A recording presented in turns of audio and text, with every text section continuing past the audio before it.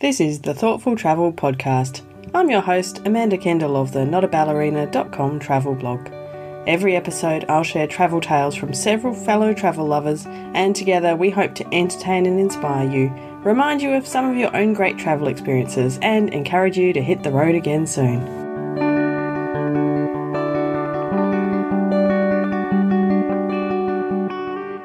Hello and welcome to episode 296 of the Thoughtful Travel Podcast. Today's episode is about connecting with local people when you travel. Just before we start, I'd like to pay my respects to the Whadjuk people of the Noongar Nation, where I'm recording this podcast. Very much our local people here in Perth.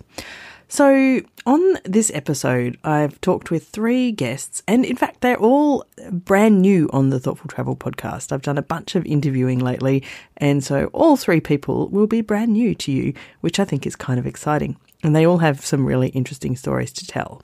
They all told me about examples of times when they have made some kind of connections with local people on their travels. And I'm always trying really hard to be open to this as well. You know, it just might be a random conversation and who knows where this ends up, and trying to have some flexibility so that I can, enjoy those encounters and see what happens. But some of my guests today have kind of real next level connections with local people on their travels. So I hope you enjoy the episode. My first guest is Antonio Cala, and he makes the very strong and I think very correct point that travelling slowly, slow travel, really helps you to make great connections with locals. The way you travel is very important, or it can define how you meet the local people and how those experiences are going to be. And over the years, my wife and I, we've been traveling on motorbikes, on bicycles, on a boat, on a car with a kind of like a van. And at the end of the day, I've realized that having your own transport to go wherever you want and whenever you want, plus an open schedule, that opens you like the door to like the most amazing stories. And the reason for that is because those things, you can't plan them. You can't plan interaction with locals. You can't plan for genuinity. It has to be spontaneous. It just happens. You just can't fly in and hope to meet somebody and be genuine because that person is waiting for you and everything is planned if they're waiting for you. So if you have your own means of transport and an open schedule and you have kind of like a rough idea of where you're going, and when I mean rough idea is I'm going south. and really rough. And how long you have, I don't know, 6 to 12 months. But I'm just going. And that way, I think that can opens a lot of doors to these stories. And if you combine that with a unique place in terms of like places that they don't see a lot of mass tourism, or places where the culture is like that welcoming the visitor is ingrained in their culture. And a good example of this could be Muslim countries. Like Arab hospitality is world famous for being like, it's part of their religion, it's part of their culture. Like you just pass by and it's almost that they have to, quote unquote, invite you over. Or the cultures like Latin America as well. Latinos tend to be very open, very welcoming, very living in the moment kind of thing. Like very, you're my friend until you prove me wrong, instead of you gotta work towards becoming my friend. I think when you combine these things, you can, open the door to incredible memories and lifelong friendships and a lot of learning, really, because people open the doors to their house, to the culture, to the family, and you get to experience things that you couldn't any other way. And it's, you almost feel with in a way like, wow, like I learned so much. I hope that I could contribute to them a certain way. I don't know. I hope I could, not that you teaching anything or giving them anything, but at least like reciprocate some way. Yeah. So the learning goes both ways, the growth goes both ways, and we have like when we starting this cycling trip, my wife and I, at the beginning of these 10 years of traveling, we were traveling on bicycles and in Latin America. So we started in California, and eventually we rode all the way down to the bottom of Argentina. So at the beginning of the trip, we were cycling in Mexico, and Mexico is a deep place in my heart because of the people mainly. So we're cycling through the Baja Peninsula, and the Baja is very isolated. Most of the population is concentrated in the north or in the south, so Tijuana, Ensenada up north, or La Paz, Cabo area in the south. But in the middle is a desert, is sparsely populated, there's not many people around. No, obviously not a lot of tourism. So we were cycling through there, and we heading towards this place. There's a lagoon. There's a few lagoons where the gray whales come to give birth to the little whales in winter, and we say, that would be cool. You can get some pretty cool interactions there. So we go there, and just when we detour, we still have 20 km to go. This guy turned up. Hey, you want to put your bikes on my pickup truck? I'll take you down. You're going to the wells. Where are you going? Welcome, blah blah. And we're a little bit hesitant at first, right? Like, it's okay. We know the way. We know where we're going. Thank you. Have a good day. Like still early into our trip, and within the first 2 weeks in Mexico, which has all this stigma and of dangerous countries and all that. Anyway, we got to the lagoon, and can we camp? Welcome. Everyone start coming, and where are you going? Can you cycle in the desert? And you stay here. You can camp here, and we can take you to the wells. And how much is this going to be? No, you don't have to pay anything. You can stay here. It's all set up. This is only for tourists, but you can stay here, no problem. Long story short, next day we're going to see the wells. No, you don't have to pay. We'll put you, like that. We charge you as a kid. The kid price is just like $10. Yeah, it's so lovely. $80. Our plan was to go for a day or two and then continue, and we ended up staying like 2.5 weeks. Like they didn't let us leave. We ended up almost living with them. Like they didn't let us leave by the day 3. We didn't bring enough food, and this is in the middle of the desert. No, you guys eat with us. What do you need? You need water. You need food. Tacos, enchiladas, whatever. Yum. They're feeding us every day. They don't let us leave.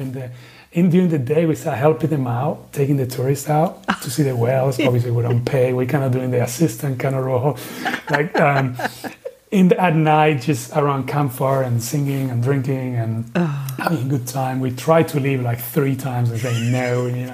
There's something going on tonight. You have to stay for this or that. Be here for that. We finally managed to. We're going to leave tomorrow, but the manager, Juvenal was his name. He said, "Well, okay, you can leave tomorrow, but just come to my house first. Stay there a couple of nights. You can meet my wife, meet the town, because all these guys who work there, they're from the same little village, right. 20 houses.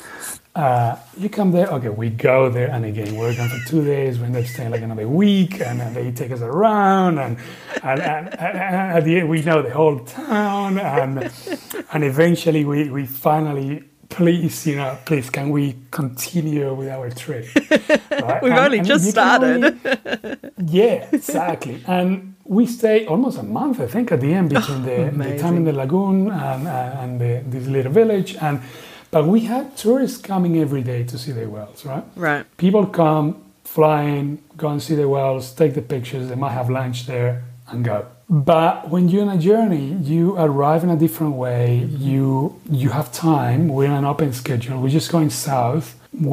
For us, it wasn't a problem staying another week, another 2 weeks. No problem, right? Mm-hmm. And then you open doors to that. Yeah. Open doors to friendships. Anything can happen in that time. And you really get to know the locals. They really got to know the rancheros. It's kind of how they call the people who live in the Baja.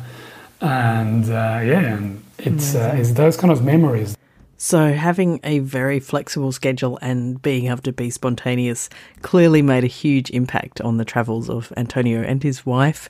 And they took 3 years to travel from California down to the bottom of Argentina instead of their planned 1. So tripling their time definitely gives a lot more space for those interactions. Not all of us can travel that way, though.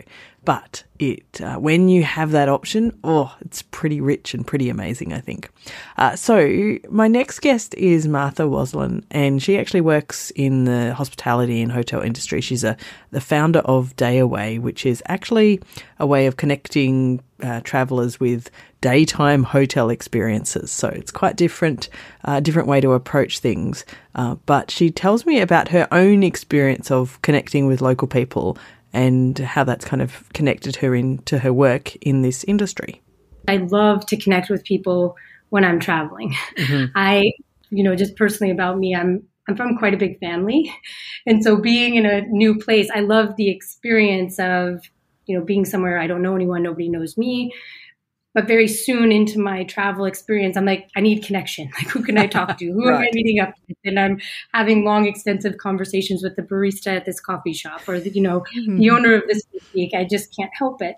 And we do have some incredible stories, my husband and I, from our travels, because he's very much the same. Mm-hmm. We have one particularly interesting story is we have friends that we keep in touch with, even on social media, who were the bartenders at a hotel that we stayed at over our honeymoon in the Maldives. Oh. And so the resort, like we went in September after our wedding, and the resort was basically empty. We realized it was kind of the beginning of the rainy season.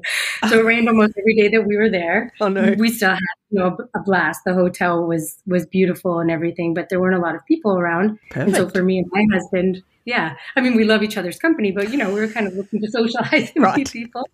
Not so perfect. So we were kind of like out of, our villa a bit and by the bar at the pool and playing, they had pool tables and everything. It was super fun. Got to know these bartenders really well. They're two brothers. Mm-hmm. And then another guy who worked there was their cousin. And, it just started with very light chat about, their life originally from Mali. Like they've traveled around with some hospitality brands. They started providing kind of the inside scoop on the hotel and the owners and the kind of people that are normally there. So I won't share which hotel it was. No, but it sounds interesting. Yeah. Yeah, there were some very interesting stories from this property. And to this day, my husband and I, I'll see a post that one of these guys put up on Instagram and I'll forward it to my husband. I'm like, oh my gosh, did you see what he's up to? He changed properties or he has a new girlfriend. And it's just it's amazing. And so I think even where we, on our next travel back to the Maldives, and they're both still working in the market, we would almost go to where they are. Yes. They were such huge personalities. And I think it's such an interesting thing to shine a spotlight on that at the hotels. This is something, I think properties in Singapore do this quite well. In New York, they do it really well. There are concierge teams or hosts at restaurants that have made that place famous. Right. People go just to see them. I think that this is a big opportunity in the industry as people want to buy more into that community element, certainly in the wake of COVID, really looking for that human connection. And at the same time, hotels really trying to be more lifestyle brands. But I don't know, I think this is a transition that will take some time. I know I see hotels launching a lot of initiatives that kind of seem really random, but, they're trying to connect more with F&B brands and retail brands. And anyway, so I applaud that. I think it's really important. It's not really about your brand or your specific hotel anymore. It's about the customer and really making sure that every touch point at the hotel resonates with them. So really having this more customer guest-centric mentality is really important. And I think that part of that is the people who work at the hotel, especially if you're a property and you've had, a bartender there that's been there for 25 years and served cocktails to former presidents and whatever. I would go just to chat with them. Yes. That would be an experience that's highlighted at that property. Or, I think historians that have been with the hotel for decades and decades, or, in our case in the Maldives, these bartenders that were just incredible. We wanted to be around them every day. They were so entertaining. And we would now maybe pick our next property depending on where they are. Yeah. And because we keep in touch online and they can tell us which hotels they've really enjoyed working at. And I think it's really interesting and important to consider that we don't have to be on a very, very long trip and have all the flexibility in the world to be able to make connections with locals. We just need to be open to it. And it might just be the bartenders, and you can have all kinds of interesting conversations, especially if you're staying somewhere for a longer period of time, all kinds of, connections and learning things about the local ways or local customs, or just, how they're living their lives in a completely different place to yours. I love all of that, and I will talk to anyone because you just never know what you're going to find out. And yeah, Martha's example is a good one. Now, my final guest today is Sequoia Armstrong, and she has a great example of being not too structured and being a bit open-minded. And this example takes place in Cuba. So this one was when I first went to Mexico. I think growing up in Hawaii, it wasn't somewhere that I considered maybe going to. Yeah, it's pretty far from Hawaii, I guess. So yeah, right. Or like we're just so geographically isolated, whereas if you were in like the contiguous U.S., towards maybe like this, southern states, then you would have, if you have the privilege of going, then you would go. So when I first went, it wasn't until I was 30. It was for a 30th birthday. Friends and I, that's actually one of the couple trips that I started to plan for friends, not knowing that that's where my gifts and my business would go. Amazing. But we went to Mexico and Cuba. And when we were in Cuba, we went to 3 cities. And the second city is Cienfuegos. And is actually designed by the same architect that designed New Orleans. So it sort of has a very, obviously the Spanish colonized a lot of the Caribbean, but it has this sort of like French feel to it too. And we decided to take like a bicycle taxi. There's a bunch of different types of taxis, right, but it was like a tricycle basically. And he was in the front and my friend and I were in the back. And we started to talk, and he was like very outgoing, and especially younger generation that speak English pretty well. Right. They want to practice, and he's like showing you it's like all along the water. And then my friend wants to drive, so we switch. He lets her switch. Oh, no. So she does it. Her dress gets caught, but it was funny. And this was a time when it was still really like communication was a lot different, the infrastructure in Cuba. So we would only really have Wi-Fi. You line up to get a card, you buy it, and then you go to like a public area and you have Wi-Fi, and you're like emailing, frantically in that in that spot. Or like let her know because you have like only a certain amount of minutes. Right. Yeah. So I did a lot of research before that trip. So we had gotten in touch with a casa particular, which is like the kind of like staying in someone's home. And the host family, once we got back from this like bicycle taxi trip, the host family's son was like, I saw you on Facebook. It's almost as if the whole city had like seen, they call, foreigners are like gringos or gringas. Like I thought he passed us, but no, he saw us on Facebook. So somebody must have like uploaded this photo really quick with their, limited Wi-Fi. Yeah, amazing. My friend was like, longer hair, blonde, a lot blondish and blue-eyed. Mm-hmm. So, and then later he actually invited us out. So he's like, you can come meet my friends. Let's go out dancing. And you can't change it was actually really beautiful because you're not like there's people often talk about going back into time, but I also think it was honoring time. Because even though there's like island time, they can't really change their plans because you can't just message someone and flake or not show up. So our other friend, it was 3 of us, but our other friend had wanted to do something else. But we were like, we already told him we were going to be there, so you're going to have to meet us after. So she went to listen to music. We went to meet him at this like live art show that was going on with his friends. And then we went to a outdoor kind of club, and we were the only foreigners there. Perfect. So I guess, I don't know. I think it's also just being open and maybe your itinerary, not being so structured and allowing for experience to sort of come to you, maybe. You don't expect it to, but you just never know what that, where that'll lead. And that we actually had really interesting experiences in every city. So it is a place I would love to go back to there because some of the people we were in touch with are, friends, and they're like, when are you coming back? So, and now the infrastructure is a little better. Right. They have obviously other issues, but they have like WhatsApp and more smartphones. And so it's obviously a little bit different, but that was really funny. Like just reflecting on that. So another interesting experience, getting to know local people and experiencing something, much beyond what the average tourist does. I love all of those stories, and I totally encourage you to try and find these experiences when you travel as well.